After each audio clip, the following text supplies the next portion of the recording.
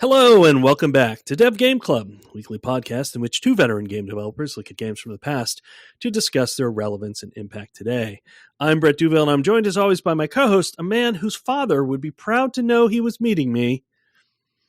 Oh, gee, Tim Longo.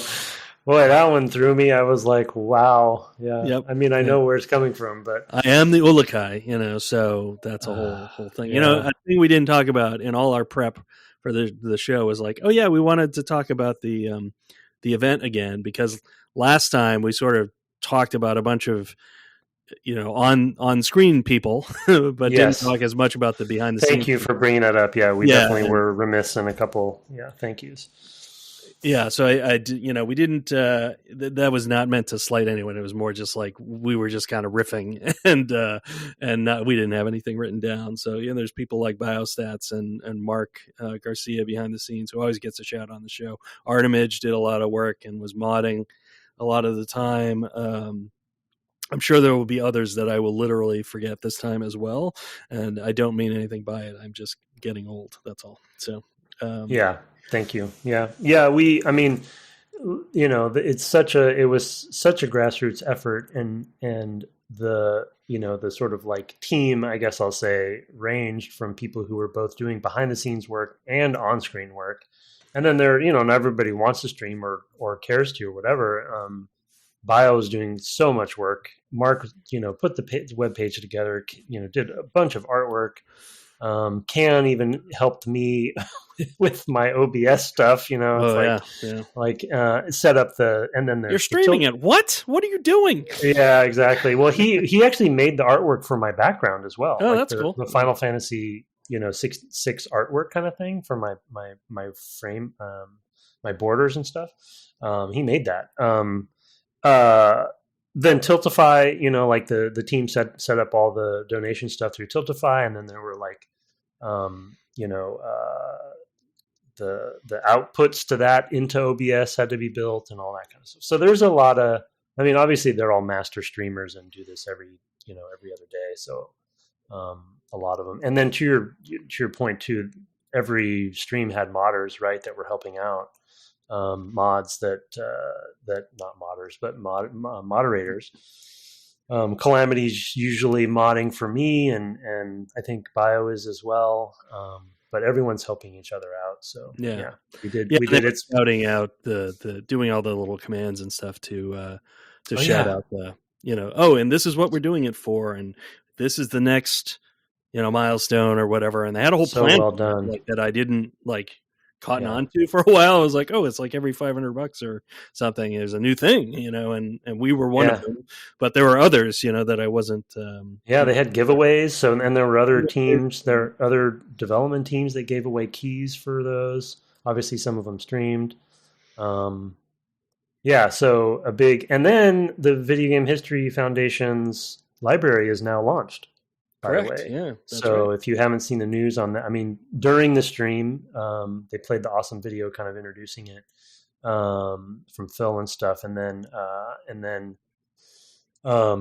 he was, it was the week later that it was going to launch, but now it is launched and I know people are using it. I've seen some buzz about it, multiple articles about it. So look out for the digital, library, magazines going back. Oh, and somebody, who was it? I was on a stream at some point and someone said they had subscribed. I didn't know they did this. I don't think Phil talked about this or missed it. You can subscribe to these through them, I think, to these older magazines, and they have so many copies that I think they will send you. Oh, that's wild. They will, on a monthly basis, they'll send you 1996, game or Game Informer or Next Generation, and Game Fan was the one I was thinking of. Game Fan, yeah. But whatever, right? So yeah, man, talk about some memories. So that's I don't know, what a cool thing. Yeah, it's pretty wild. Yeah, and again, and apologies if we've forgotten anybody this time. Because it was, we were, like I said, we're re-riffing because we do zero preparation for this show. I didn't even mention to Tim that we wanted to do this. I remembered when I started. Yeah, so there we go. So we look forward to it next year. I know that they are already talking about it. I think tonight is their sort of postmortem meeting and all that stuff. So thank all of you, and I hope that it met all of your expectations, because it's all of them. I have nothing to do with it. I make the podcast. That's my job. I wonder if I'm supposed to be in a meeting right now. I don't think you're. No. I think it's for all the people who ran it, not for Okay. randos who came in and streamed dinosaur games. So yeah. Anyway, I'm proud to be the only one to stream that game yeah, in the last month. Good for you. Really, I'm very proud of you. Let's return to our game discussion already in progress. We were off last week. My apologies. I was under the weather and not in kind of any fit shape to even go and dig up an interview and listen to it. I was just not feeling well. So we postponed, and now we are returning to Outcast from 1999, and we are playing through GOG, which gives us the sort of 2014 question mark. And it's not exactly a remake, as it's sort of a remaster, sort of like, just modernized a little bit. It's kind of in a weird space. Yeah, I read a little bit about it. I think it's literally branded Outcast 1.1. Like, I don't even think it's a patch. I think they just call it that, which is, I guess, a little bit on brand with the story and stuff. But I think what all they were trying to do was to make it run on modern Windows. Oh, okay. Yeah. You know what I mean? So yeah. I don't think the art is different or anything like. I don't think any assets. Yeah, it's just. I think it's just the higher resolution voxels primarily is like the big, thing they could support that they would have not tried for at the time. Right. Would be my guess. But yeah. Anyway, it is definitely interesting. It has been. I was thinking a little bit about the voxel stuff, but we'll get back to that if we need to. We did talk a lot about that last time. Let's. I do have a very specific voxel question later or whenever. Oh, I mean, if you want to do it now, we can try to do it now, and I will try to help. Question mark. Yeah. Well. Yeah. Maybe it's too specific, but the voxel stuff still, even though I'm still primarily in the well, technically second, but the first kind of main hub. Shamazaar, I think is Shamazaar or something like that. Yeah, Shamazaar maybe. Anyway, I still, it's funny because it's an interesting. We'll get into this a little bit later too, because its world structure is pretty unique for the time, and it's been sort of lauded as one of the early open world games, and I can kind of see why. But even if you just take one of the levels, quote unquote, the one that we're in now, which is basically circular. It's like a big open circle. Mm-hmm. And they do some interesting gating on how you get to the center and stuff, which is kind of fun. And I think pretty well designed for the time. But it's interesting because I find myself like, I don't know, how do I put it? I've accepted the voxels, because you're running back and forth so much and you're running on top of these voxels and, they're there. I couldn't, other than Minecraft, which is, again, we've talked about as using voxels in a completely different way. I couldn't tell you the last time I played a voxel game like this, right? So it's very weird and different looking than anything, that I would normally play. But, when you play for a couple hours, it just kind of, like anything, it just kind of like, you just kind of give in to it and accept it. And it's a really like interesting feeling to me because they're so crunchy or something. I don't know, like the audio is really good for the footsteps. You see, it's not like you see every blade of grass or every rock or anything, but I think it's the whole, like, your mind fills in the blanks, concept.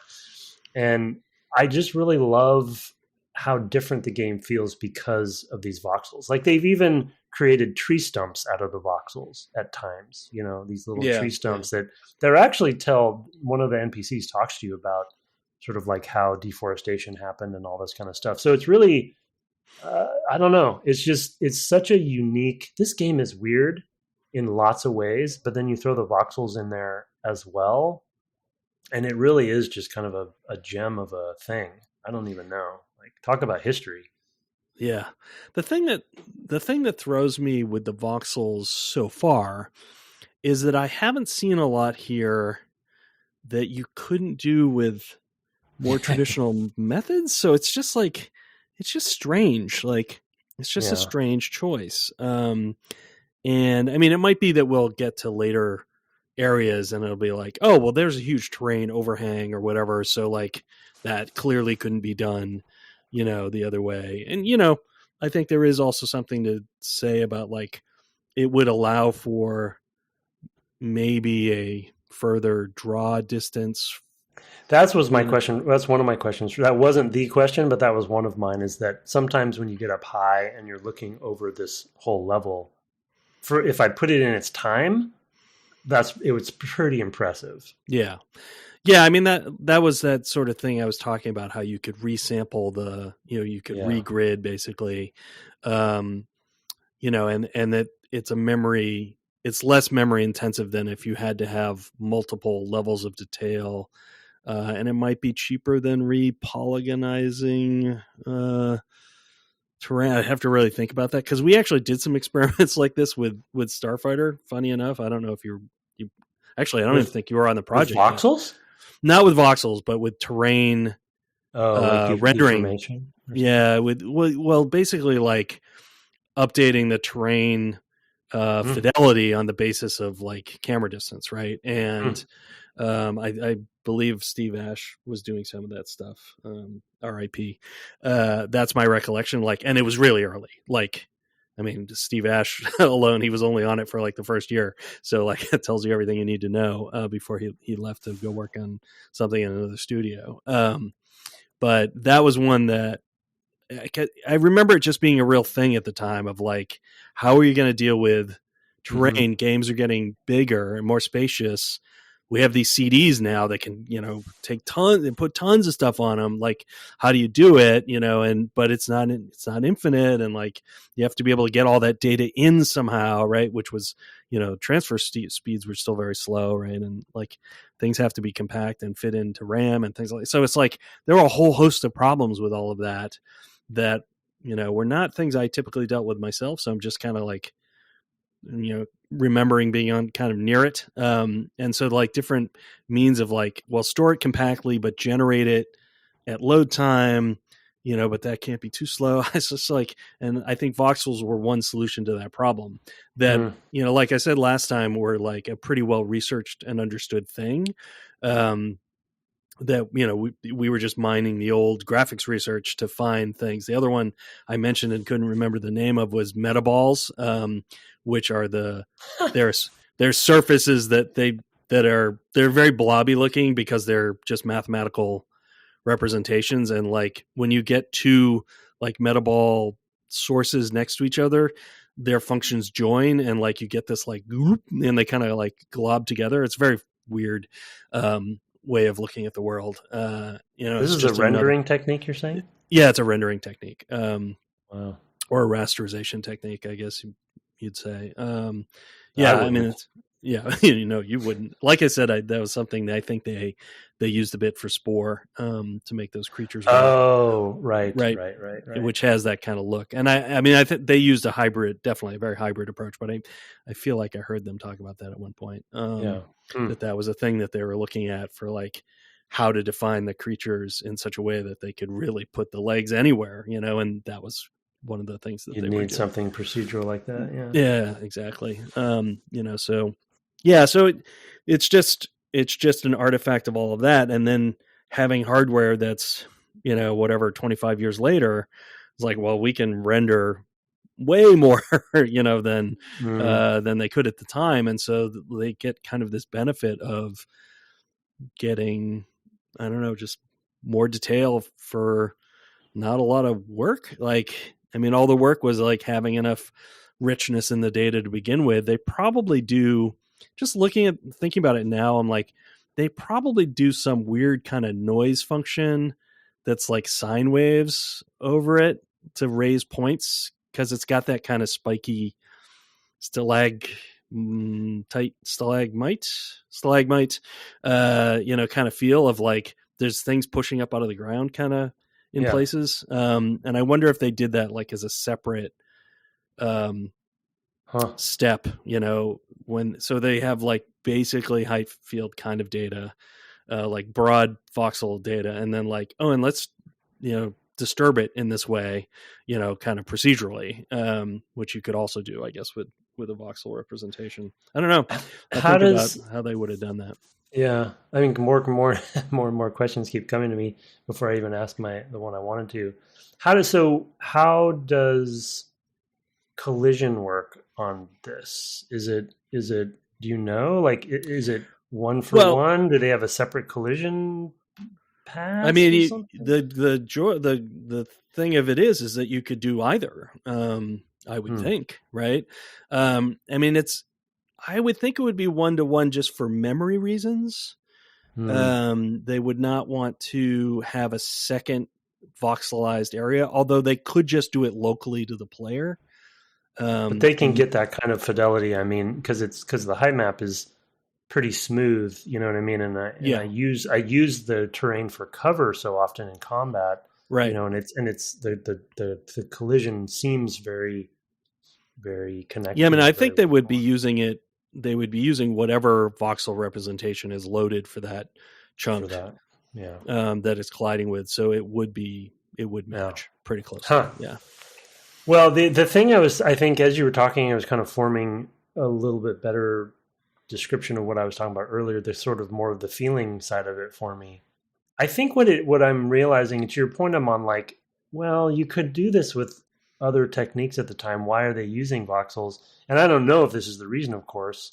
I don't know if I haven't sought out a guest yet for this, but maybe we'll get one, but maybe we can find out. But I guess what I'm saying is aesthetically, the game feels so different because of voxels. Whether they could have done this with regular polygonal techniques or what have you, height map polygons, sure, but because they made this choice, it changes the feel. Like we were still trying to, everybody was trying to figure out, like, how can you make a grassy surface look like it has grass without having a lot of whatever alpha or, at the time, at least cards, right. We had to fake it in a lot of different ways. There wasn't like procedural fur shaders or something to make it look like grass. But the funny thing about the voxels is, like, the green areas, if they're colored green, it kind of has a grassy feel. And then you put the sound on top, the audio design, and it, kind of, I buy it. It's like I squint. Like I said, my mind fills in the gaps. And I wouldn't get that from just a flat polygonal height map. You know what I mean? You'd have to have some sort of, grass effects on top of it to make that effect. And so I just like the way that the voxels poke out a little bit, because it gives it this volume aesthetically that makes it look unlike any other game, any other, action adventure game of its time. Yeah, no, I think that's definitely true. And I definitely, feel that when I play it as well, that the ground has this kind of, and it's not even so much that I feel like it's grassy per se. It's more, but the chunkiness, like the irregularity of it is. Yeah, it's not really a polygon. Appealing. Yeah, it's not got flat. Yeah. Depth to it. Yeah. Yeah, for sure. Like, I think that is definitely a strength, and I'm not entirely sure. Like, part of me just wants to, and I meant to do this, but is like just dial the settings down as low as they go to see, like, well, what would it look like if you had a 2014 bottom of the line PC, since this was the 2014 version. Like, what would the min spec look like in 2014 for this instead of like the ultra blown out whatever that I've got? I'm really curious to know what that would look like, and whether it would feel the same or if it would feel really strange. I should probably, I don't know. It might be hard to find screenshots at this point of what it looked like back in 1999, but I'm sure they're out there. I think this research. Is a beloved game more than we realize. I think, especially in Europe. In Europe especially. So my question, which is a very specific one, which you may not be able to answer, but what is going on with stairs? Stairs are Stairs are polygonal models in this. Okay, so I thought so too. However, look at them more closely when you play because I feel like it's some weird combination. No, but and to be specific, what I mean by stairs are the stairs that are really embedded into the terrain. There's Right. of course the very clear polygonal stairs that are like you can tell are part of a model, but then sometimes it's almost like they're blended, like the vertical aspects of the stairs are voxels, but the flat steps, the flat, the horizontal are polygons. So can you combine the two or does, I don't know. It's just, there's some of the stairs are very odd and break my brain. Yeah, I'd have to look at it pretty specifically. I mean, I don't think that there's in principle anything like I think you could. Like, could you make voxels and leave openings and then put polygons in those openings? Do you know what I mean? Or I guess you could just put the polygons on top of the voxels. Yeah, I mean, I think that they're putting them on top for sure. Yeah, and I suspect there's possibly like bleed through there, or like collision bleed through or something that it's making it feel weird to you. But I haven't noticed the visual artifacts, so I don't know precisely what you're talking about. Yeah, it's all visual. So Oh, okay. Yeah. So I'm just trying to imagine, and I don't have a good answer for you. But I mean, I'm sure that the voxels are carved out there. Yeah. So that there's space to put the stair. Like you would actually, like if you were going to build a wooden staircase, on top or stone, I guess. You would dig a trough, to put it in, right? Yeah. And I think that's effectively what they've done with their voxels in those spaces. Yeah, it's interesting. Yeah, I look at it. I mean, I obsess over these silly things, and it's kind of seems silly to talk about stairs, but I use it as an example of the sort of artifact of the game being an artifact, a time capsule, and my impression when I look at certain stairs, especially the ones that are like on the brownish terrain, if you look at them next time you play, the rise looks like voxels, but the run of the stair looks like polygons, if that's clear, or the sides of the stairs look like voxels, but I think it's called rise and run for stairs. But anyway, yeah. Anyway, just a weird. It could totally be. Detail. I mean, it could be that they made the models only with, part of it made, right? I mean, that they just didn't do the parts that were the run or the whichever it is that you're missing. It's very possible, and I just haven't really noticed it because I'm usually looking at where I'm trying to get, and paying attention, and maybe we can shift over to other things, but like I'm often paying attention to where are the enemies right now so that because I'm ignoring them a lot. So it's for me, like I'm actually like you, I've kind of accepted the world, and the world is just the world.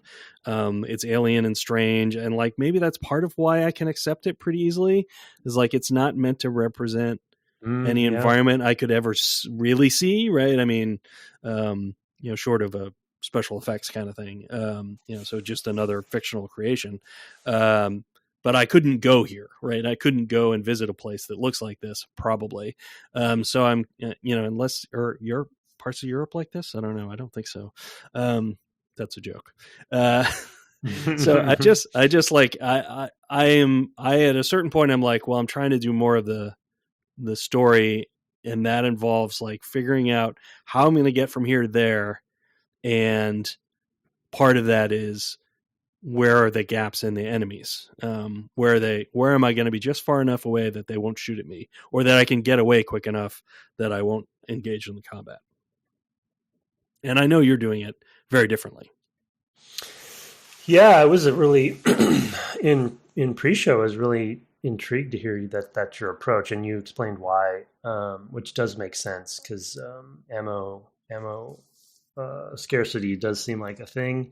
Although I've scavenged enough where it hasn't been a problem for me, but I think they've they've at least tried to tune and balance the object placement enough to be like, if you're engaging in combat, you probably will be replenished if you succeed. Once you get to where you want to get to past the enemies, there will be ammo on the ground and stuff, like a lot of it. Anyway, yeah, so I'm not sure why. I feel like it's a little bit like I don't trust the stealth system enough to use it, Oh, which I'm I not guess stealthing. To no, be no, no. I clear, know, no, okay. no. I know. You're reading the signs from the HUD and VO and things to give you those sorts of options. But I'm saying that if the reason I bring up stealth is really like, what kind of verbs do I have to use? Shooting is my main one, other than talking to people, right? But you can't talk to the enemies. You can't talk your way through it. And you're going to get to soon. You will have to make a decision on how you're going to get into these storage areas because they're critical path. And I assume you can stealth in there, but that's going to be, there's so many enemies in these areas. I just don't trust the system enough, and it'd probably be very slow. And so I was like, I'm just going to shoot. I'm going to shoot everybody, and they're going to shoot at me. And as a secondary topic, I want to talk about the gunplay. But yeah, so I just went guns a blazing, and pretty much every enemy on the map for me now is gone. I mean, Oh, I've cleared the map, which allows me now to kind of go where I need to go. But there's certain to get the kind of keys you're going to need to get soon. You're going to need to engage with these hostiles somehow. So it'll be yeah. interesting No, to see. I know I'm gonna like. I know I'm just like forestalling the inevitable. Yeah, right. I was really just like, I remember when the game started, I had a few hundred bullets. And then at one point I looked and I was like, oh, I have 16 bullets. Yeah, Like, and I was like, and I know where it all went. I think I basically had two combats in the early part of the game. One with there were a whole bunch of guys on like a platform kind of thing in the middle of one of the rice fields. And then there was some other group that I engaged, and I don't remember exactly where they were. And I think they were near the guy you need to deliver the twon-ha to. Um, and I was like, okay, I, I, you know, I get it, but like where I have to go and have this guy make me bullets. He's slow at it, and he's not making me like what feels like a lot when I started with 300 and now I yeah. have low double digits. You're doing the math. I was just like, this is going to be a real slog for me. And the reason why is that I can't hit the broadside of a barn because Yeah, we'll get to that in a minute. But it's like, so I was like, oh no, I'm going to have to really conserve because I have not had an experience yet where I finished a combat and got a bunch of bullets. So I was just like, they were just getting whittled away. And then I was like, okay, well, I'm going to avoid combat now as much as possible, not to stealth. I'm just literally walking, and there's a voice line that will say, come from your PDA thing that will tell you like I'm detecting basically the energy signatures of the guns. It says something like a low power, blah, blah, blah. And I was like, okay, whatever. I'm near the guys. So whenever I hear it, I'm like, okay, where are the guys? And I change my pathing, appropriately. And so I've just kind of learned what the distance is that's safe. yeah. And I just kind of like thread the needle everywhere I go. And I never really run into them, and it's like never a big deal. So it's like, it hasn't changed the game much for me. But I would like there to be no guys. So I could just like blaze through all of it. So I'll probably shift knowing that I'm going to get ammo. I'm glad to hear that, because I was like, if I have to go and talk to the guy, say, make me some of these, and then go away for a while and come back, like, Oh, yeah. yeah, it's a long loop. Yeah, for sure. Yeah, yeah. Basically, I guess the easy to put your mind at ease a little bit. The easy thing is all the heavily hostile areas usually have like ammo caches in them that that you should be able to get. So yeah, I mean, but I get it, and I guess as a segue to the next topic, the gunplay is a very interesting and bold choice for the time, but even for today. And my my worry, well, I don't know if it's a worry yet, but my suspicion is that the kinds of guns that were, because you still have only the pistol, and I only have the pistol, right? So yeah. So as we get you can see in the UI, You can see there's other things coming. Yeah, other things coming. But my worry is that the more guns that we're going to get are the ones that were being shot at us right now, right? and all of them so far, every gun in the game so far is projectile based, including the pistol. And to your point, you're having any lead targets. They're running all over the place, dodging things. So, and you can literally see every bullet go by that you're shooting and they're very slow. They are very, very slow. So it's a really different skill set to a typical shooter, even though on GOG, this is classified as a shooter, which I don't. And it was at the time. Yeah. There is a first person mode too. Well, I'm playing third person. I think you might be playing first, but no, I'm playing third. Okay. I don't find the first person I feel the first person feels very uncomfortable to me. Yeah. I think the FOV is not great. For me. I didn't get any motion sickness from it, but I wouldn't be surprised if I did. I went into it accidentally. I was like, okay, what did I just do? It was right. It was one of the few times where I reached for the mouse because I was like, I think the mouse scroll pulls you out. Because I originally was starting with mouse and keyboard, and then, but yeah, I mean for me the thing that meant I was having all low numbers of bullets is like I was constantly missing, and it took me a long time to adjust. I mean, when Tim says projectile based, what he means is let's see, what are some games we've played? Like System Shock 2 is this way. When you fire, a object is produced at the end of the gun that moves through space over time, like reality, sure, but in a lot of shooters, that process is what we normally call hit scan, which means a ray is driven from the muzzle of the gun into the world in the direction that the gun is pointing and finds the thing it would hit instantaneously and just immediately does the damage. Here, it's like Doom imps or whatever shooting at you but also when you fire, where it takes time, like a lot of arcade games, from back in the day, space shooters and things like that. It's like, well, you fire and it takes a long time for it to reach the target, relatively speaking, long time in game frames time. I guess I mean, so it is really wild to shoot a gun called like an HK or something like that and have the guy dodge it. It's a very like it does not feel like an HK at that point. It's like, I guess the air is way heavier here. It's harder for the bullet. And the bullets are kind of big and bulky, so it's like it's just such a it's a very interesting choice, and it makes you just have to. For me, I've had to retrain how to fire, because I play so many shooty games. It's just such a very interesting and unique thing.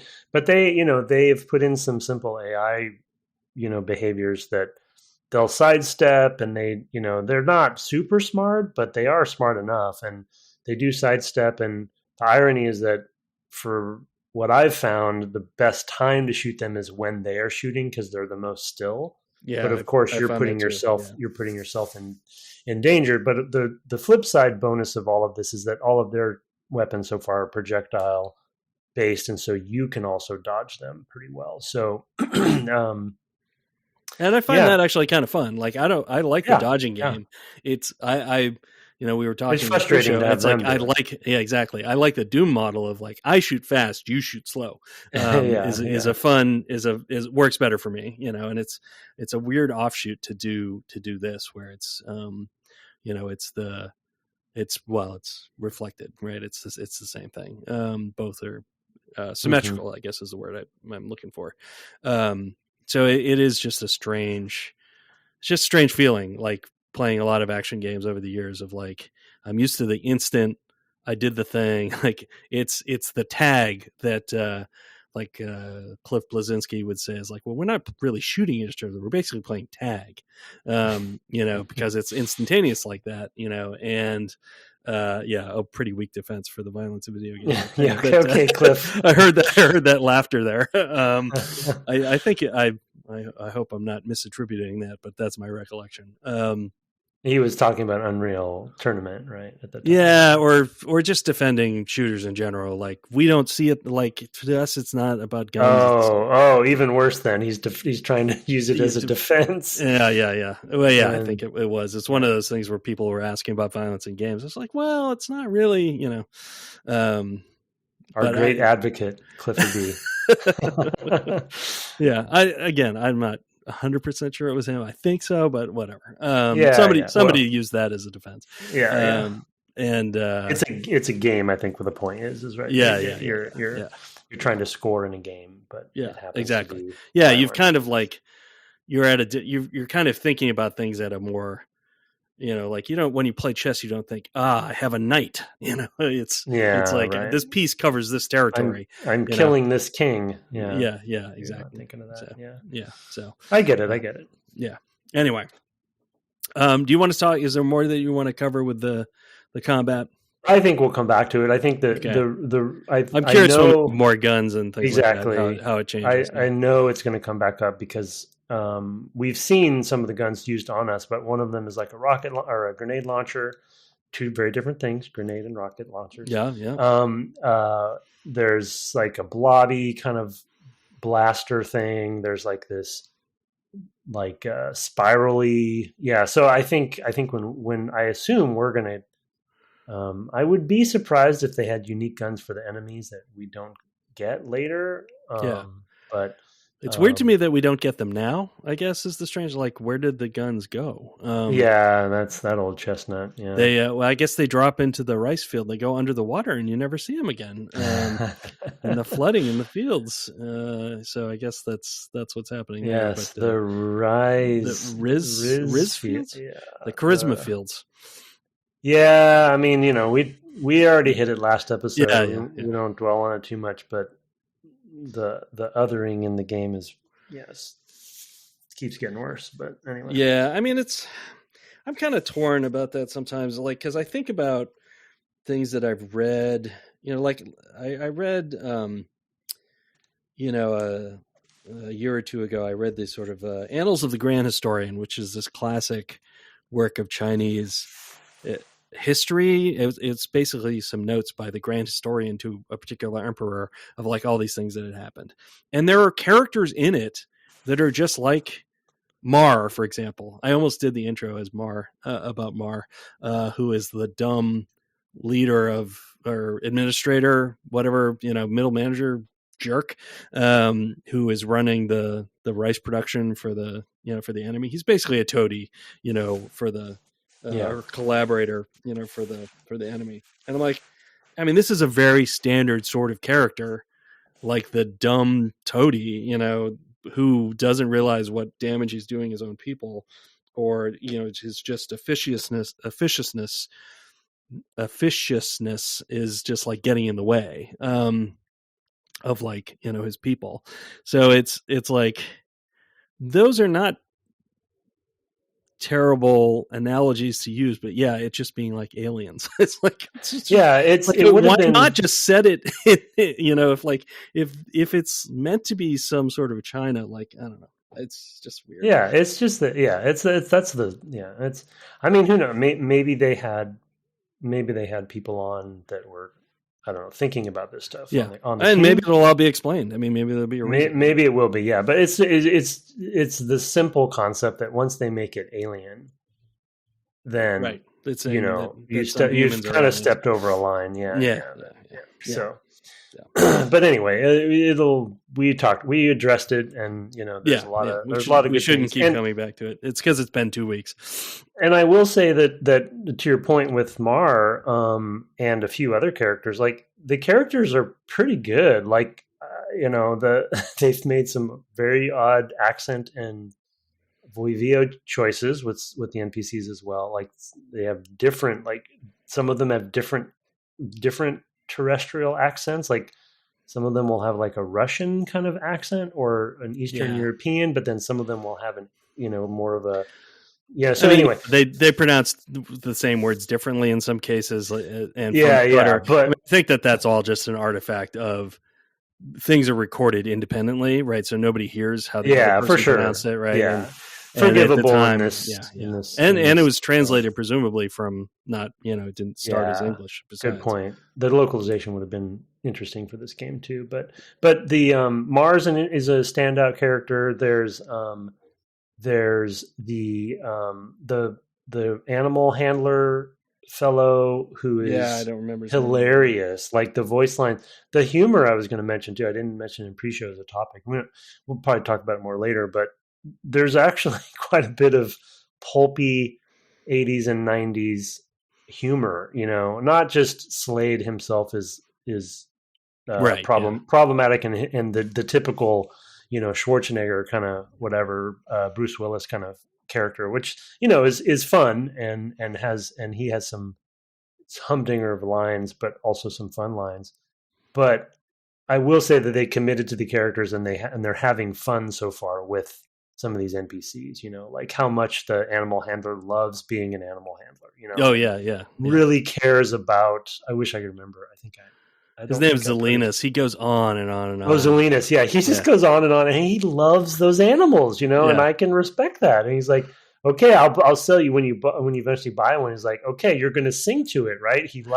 She likes to be sung to every night. And Slade's like, oh yeah. And he makes I'm totally going to do that. Yeah. And he makes his comment and he's like, yeah, until I need to eat. And then Zelinus goes, what did you say? He's like, nothing. It's like, so it's just some real fun back and forth so far with some of the characters. So I appreciate that because it's not just, they at least made some bold choices and committed and have like a style and a tone. It's not just, the thing, obviously I worked on Halo, so I don't know if it totally gives me, permission to say this, but Halo's very self-serious. And that is an example of like, okay, we played it for the podcast, so I guess it counts. But, it's like, okay, the characters and the fiction and the lore, like, very self-serious and like, oh, everything's dire and everything's this and that. And here it's like, oh, these are people. Which makes the othering even worse. But these are people and they have great personalities and they have things they care about. And so I just didn't expect it in the game. Yeah, I know. You don't see something that's categorized as a shooter and think, I'm going to have all these conversations with delightful weirdos, and that's, for a long time. Like some of them are like 10 sentences long. Yeah. Yeah. I mean, another favorite of mine was the priest who who can't remember like this key part of his religion. He's like, I just need to see the tablet again. If you could just get the tablet, it's like, I haven't looked at it for, since I studied it originally, like hundreds of moons ago, which I guess is months or hundreds of months ago or whatever they say, hundreds of months ago, it's like, oh, okay, dude, but like, it's kind of important. I'm trying to save your world here. Could you help me out? And he's like, well, yeah, just go get it from Mar, and bring it back to me. And, and I'll, I just need a little, you gotta jog my memory. He's also like, you get to him, he's totally tired and he's like, I really need my magua, I think is what I think that's the thing he wants. Yeah. And it's like, he's a guy who just, he's run out of magua. What's magua? I don't really know, but, is it caffeine? I think it's something like that, but also I think in that quest you basically get it illegally. I don't know if it's a drug or what, but it's like, can you go over this guy that sells this on the side to get the magua for him? It's so funny. Yeah. So there's a lot of little subtle things that are unexpected, but yeah, that one in particular is it's like the funniest justification for a fetch quest. It's like, oh yeah, I forgot. Can you go get me? You get me my notepad that's in a chest that I gave to somebody that you then have to blow up with dynamite to open? Yeah, it was like, what? Yeah, it's hilarious. It's quite a thing. So those have been some surprises. I mean, I wanted to mention that the creature design on the twon-ha, which are the rideable thing. I didn't know I was going to get to ride one of those. That's cool. I mean, I did get the description from somebody who told me like what I would have to do in order to ride one. I thought I was going to have to find one in the wild. So that was the part that I didn't quite cotton on to. I'm sure I'll get around to it because there is a quest log in the game. And we can talk about that in a minute, but I really they gave me a real like Dark Crystal kind of vibe. Of just like this creature design, which is like it makes some anatomical sense. Like it's like, okay, this is a believable creature. I could actually see this as sort of a beast of a burden. It's sort of like a cross of like a, I don't know, like a camel and a kangaroo or something. It's like this weird, or like a llama, maybe more than a camel, because it's got kind of this long neck, but no humps or anything.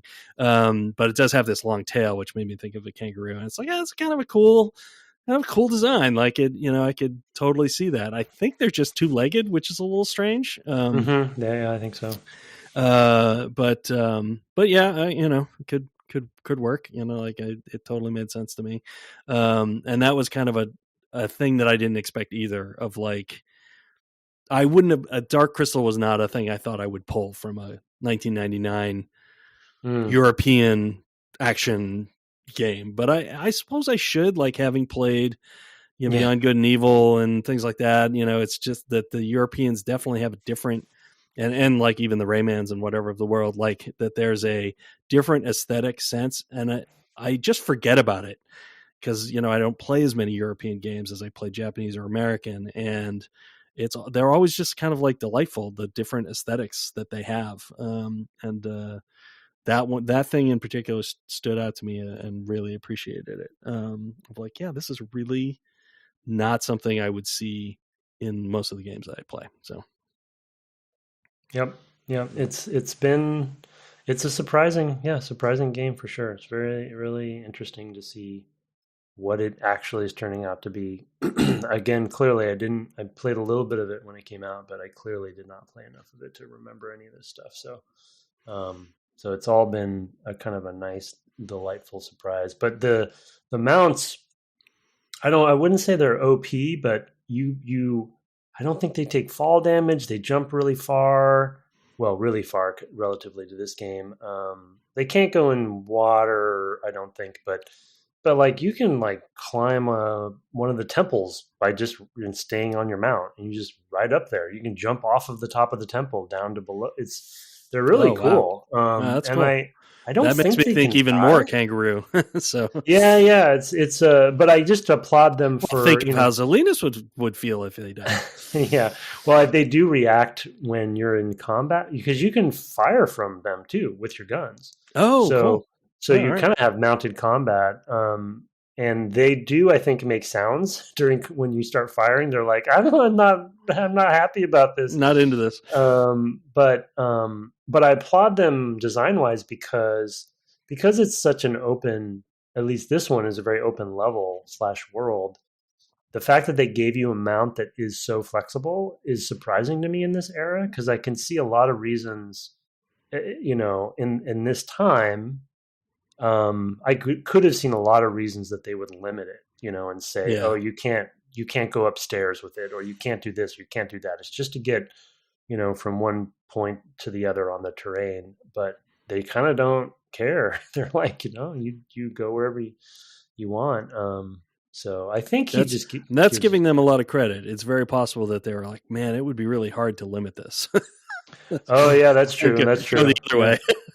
Yeah, they do I think they have quote unquote mount invisible walls. Okay, yeah. So while you're on mount, so for instance, like I said, you can't jump across the central moat that goes to the main temple. Oh, okay, right. Instance, yeah, right. Yeah, so yeah. They did put that stuff in, but other than that, it's pretty free reign. Yeah, it's interesting. Yeah, that's cool. That's cool. I mentioned the quest log earlier. It took me a while to discover it. I am not a person. I know that you do this a lot better than I do, where you kind of prod all the menus to see what's in the game, and I kind of like fumble along until I accidentally open a thing and go, oh, what's that? I mean, in this one, it's mostly because I'm playing windowed, and so it's just like a small part of my monitor, relatively speaking. It's in the center, but it's not the full screen. And so actually a lot of the icons and text are really small. Yeah. And so I'm playing on Steam Deck. I can't actually tell looking at it. I'm like, well, I know that's where the guns are, and that's, I'm in there, and I'm like, and this is the inventory. Down, I think, is the inventory. But like left and right, or up and right rather, I would just not look at, because I was like, I was in there for the inventory. I'm looking for the save stone, the Gomsov. So well, I don't need these other things. And then I just happened to accidentally go to the wrong one. When I had opened it, I was like, oh my God, there's a whole list of things I'm supposed to be doing. There's a checklist of like things you can do in this area. And what I haven't figured out yet, and I don't know if you have, is like, is that being dynamically added to? Yeah. Okay. As you have certain conversations or progress, like I think each line has probably a state to it. Well, I mean, it turns off when you do it. So the list is persistent, like so it's like, and I think they kind of organize it so like 3 sentences in a row would be related, and you might see the progression. It's not the usability of it isn't great, but it does keep a running tally, and then when you do something, it'll gray out, and you'll know you've done it. Okay, yeah, I've noticed that things gray out. I guess I've sort of noticed things that are somewhat related. One thing I didn't notice was one thing I didn't know is that there was a point at which I talked to somebody kind of out of order. Yeah, and it's sort of like, it reminds me like an Ultima game where you can talk to people, and if you know what words they'll respond to, historically with Ultima is like you do name, job, and that gives you like a little bit more information to go on with a character. But if you already knew that you could talk to somebody about whatever, a particular city or something like that, you could just type that in, and they would respond to it. They wouldn't know that you never found that in the world. And it's the same thing here, is where you go and talk to somebody and they have the topics that they'll talk about. And that's not a dynamic list of topics. It's just, these are the things this person knows about. So if nobody's told you to talk to Zelinus yet, but you talk to the person who knows who Zelinus is, you can actually skip a step of a quest. Yeah. Or it seems like you can. It's like, I talked to him and he was like, oh, well, you can find Zelinus over there. And I think if I had gone and talked to Zelinus, he still would have been like, well, here, and you can get you can get this thing to bring to the guy who needs a twon-ha or whatever. And I would have skipped whatever got me to Zelinus, whatever the order was. I'm making up the example. Cause I noticed that at one point. I was like, oh, I don't know if I was replaying or if I just happened upon something, but I was like, oh, I didn't know to ask this person about this, but it was there already. And that's why I ask about the quest log, because the quest log, I think when I found it, it already had 12 things in it. And it was only later that I discovered that you could scroll it as well. So it was like, oh, there's like 20 things in here. I could only see 12. There's a lot of little UX things that, that it needs help with to show me that there's more stuff, for example. Maybe there's a scroll bar and it's super thin in the resolution I'm using. But anyway, I was not expecting a quest log either. I'd been taking very detailed notes about what I was supposed to be doing, because I was worried that I was going to forget, in between sessions. I play like once a week, right.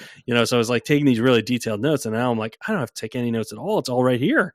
I could just go pick up a thread here and follow it back. And I was really appreciative, even if it's a little janky to get to it, or to like even know it's there, dig into it. I was really pleased to find it there. So it was another surprise, I have to say. Like, and it might be the theme of this whole thing is like, what a surprising game. So it might be the big takeaway. Surprise your players again and again and again. Yeah. I mean, it's a similar era to some other stuff we've played. It's a similar era to European games like we talked about too, especially in that region. Maybe they're surprises to us and they wouldn't be to others. I don't know. Yeah. Not being European developers at that time, of course, or ever. It is like, I know you might mention I don't know if you're going to mention the voice actor thing, but revelation that you had, but it'll come up in our mail segment. Okay. Yeah. But there is sort of is it milieu or there's a sort of milieu to some of the games we've actually played semi recently from this region, that you can kind of see them in the similar, in the same family. And it's very fascinating. That's always fascinating. I mean, there's something to be said for, you know, Texan-based shooters or something. You know what I mean? It's like there's a milieu there too. Of a certain time. It's a scene, right? It's a scene that feeds itself, and I think that it makes me curious. And maybe if we have European listeners, I know we have at least one because we got an email this week. But I also think we had somebody who suggested this game, not the same person. If they know what are the games that they think this was building on, I would just love to know. I'm just really curious about it because it is so opaque to me. It is one thing I find myself really curious about is like what did these guys play? Who made the lineage of it all? Yeah. What did they play that made them think, now we have to make Outcast, right? That was probably also like what were they reading? I mean, I think we know what movies they were watching more or less, but what were their inputs, that got them to this? I'm really curious about. So as I play, I brought it up, I think, in the first episode, but I still often my mind wanders to Populous again. Yeah. Because we have the sort of like, again, almost like alternate reality versions of Peter Molyneux's direction and then Sid Meier's direction, and kind of like they both exist and they both even existed at the same time, but they both were coming at it from totally different directions. And obviously one is just number 7's just coming out, and Peter's still doing stuff, but it's just interesting that these forks in the road are always so fascinating to me. And just Populous was such a weird game for that time, but looking back, it was not. It was just trying something differently. Yeah. Definitely a thing we should probably do more of.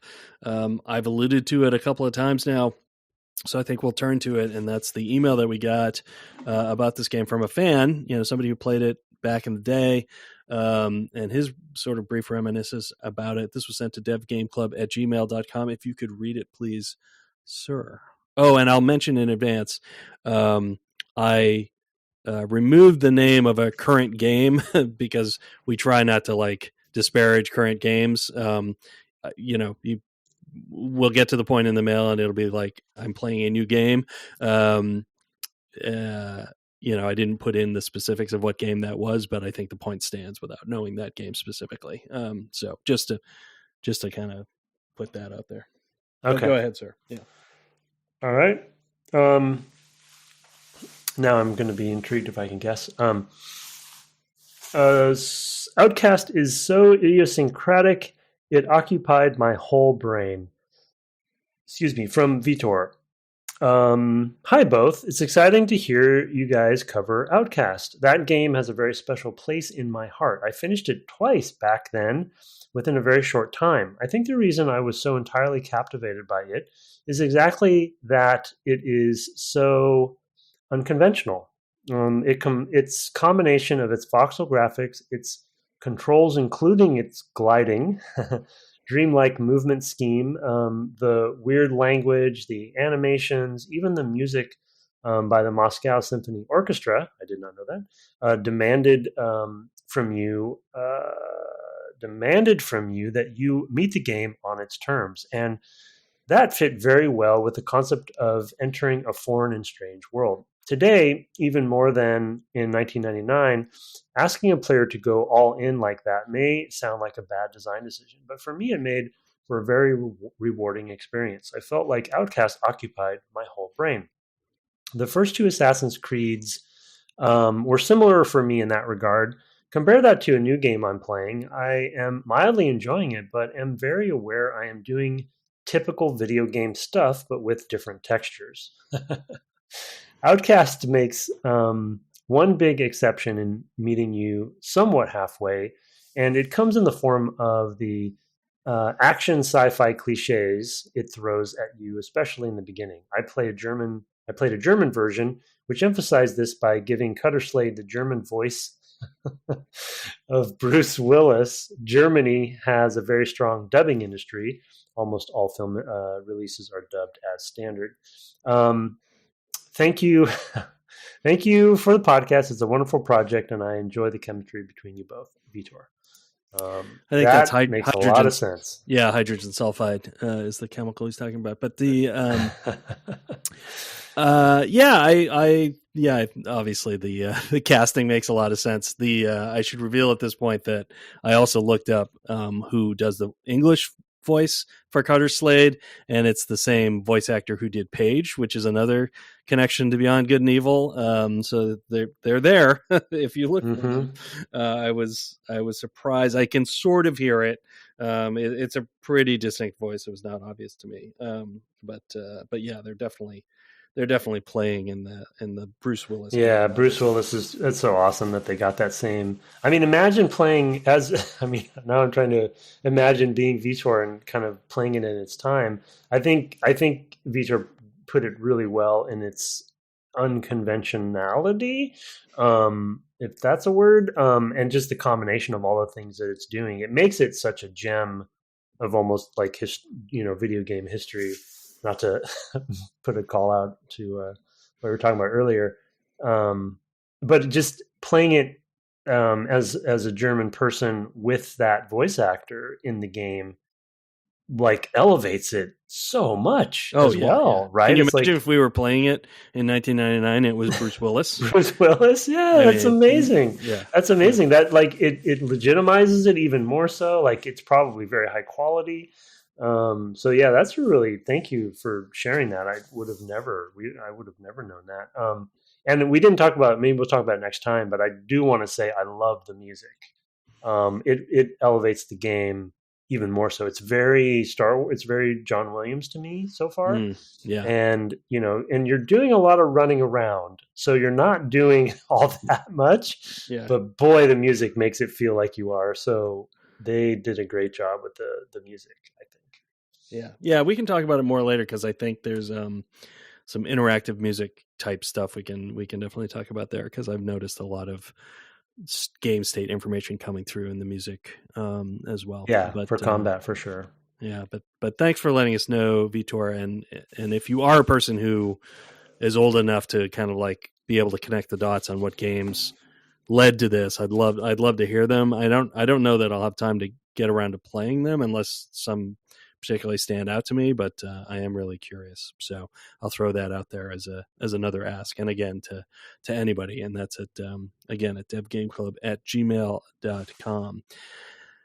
You can also send us reviews. We love to read them on the air when we get them. If you use a platform other than Apple, go ahead and let us know, and we can find them that way. We're on the web at devgameclub.com, and my co-host here is twitching somewhat regularly at twitch.tv/ Tim Longo Jr. with a JR at the end. Do I have this right? You've returned to Dark Souls 2?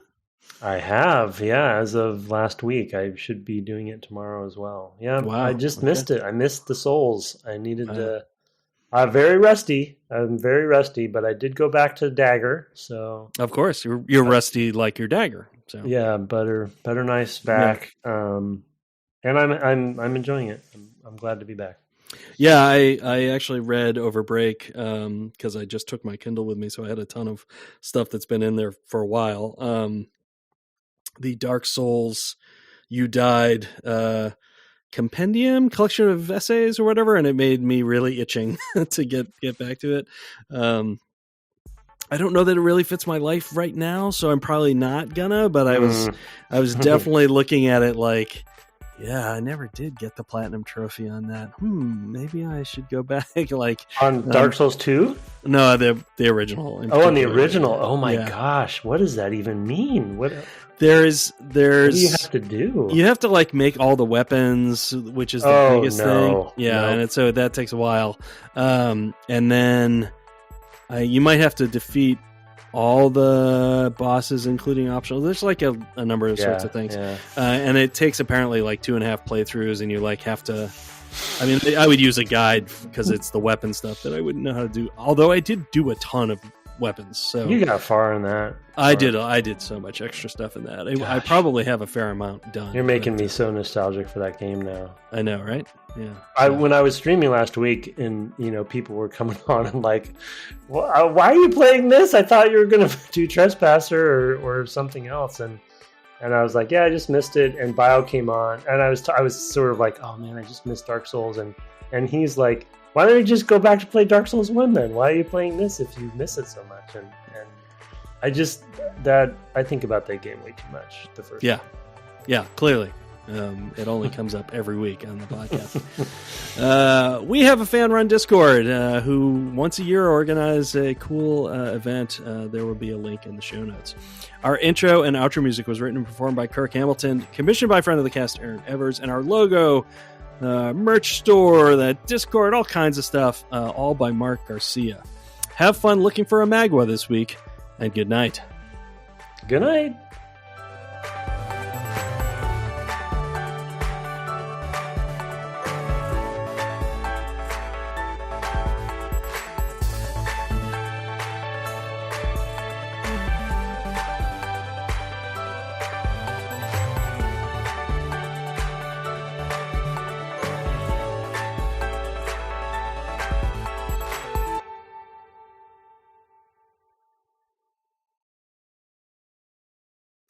Hey, I got your Magua right here.